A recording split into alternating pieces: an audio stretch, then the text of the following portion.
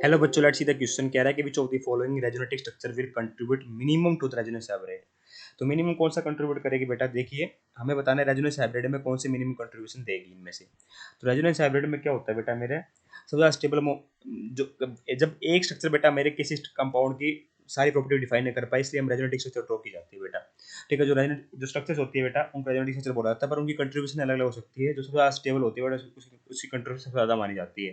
ठीक है, तो हम कैसे देखते हैं बेटा स्टेबिलिटी, हम कई सीक्वेंस और इसी सीक्वेंस में देखना होता है बेटा। सबसे पहले देखते हैं कि ऑक्टेट कंप्लीट एटम्स जिस स्पीसीज के अंदर बेटा सबसे ज़्यादा एटम्स का ऑक्टेट कंप्लीट है बेटा वो सबसे ज़्यादा स्टेबल मानी जाएगी। उसके बाद देखा जाता है बेटा मेरा न्यूट्रल, जो न्यूट्रल होगी बेटा वो ज़्यादा स्टेबल मानी जाएगी। इसके बाद देखा जाता है बेटा मेरा, अगर हम ऑक्टेट से ना पता कर पाए तब न्यूट्रल पे आना है बेटा।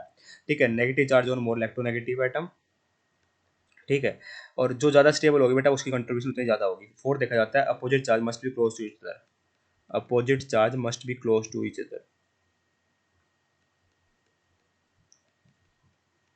ठीक है, तो ये चेक करें, जैसे पहला कंपाउंड तो बिल्कुल न्यूट्रल है पूरा।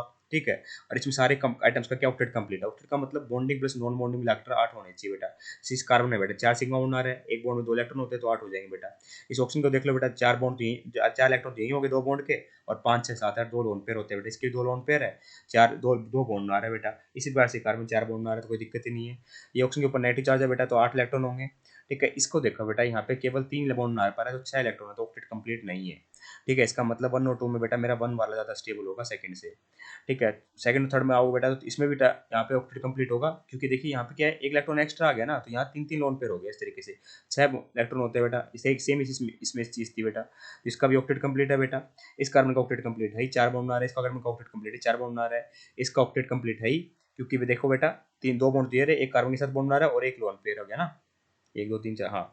पॉजिटिव चार्ज का मतलब 1 इलेक्ट्रॉन कम है, पर आप bonding plus non bonding electron गिनो ना, टोटल कितने हो जाएंगे, 6 प्लस 2 8 इलेक्ट्रॉन है, मतलब ऑक्टेट कंप्लीट है। इस कार्बन का ही बेटा 4 बॉन्ड आ रहा है। इसका मतलब मेरा हम one one one two three में पता चल चुका हमें कि 1 और 3 का तो पता नहीं, पर हमारा जो सबसे कम स्टेबल है 1 2 3 में सेकंड वाला है बेटा। अगर सेकंड वाला सबसे कम स्टेबल होगा ना बेटा तो इसका मिनिमम कंट्रीब्यूशन होगा। तो आंसर तो पता चल गया बेटा, ऑप्शन नंबर 2 है।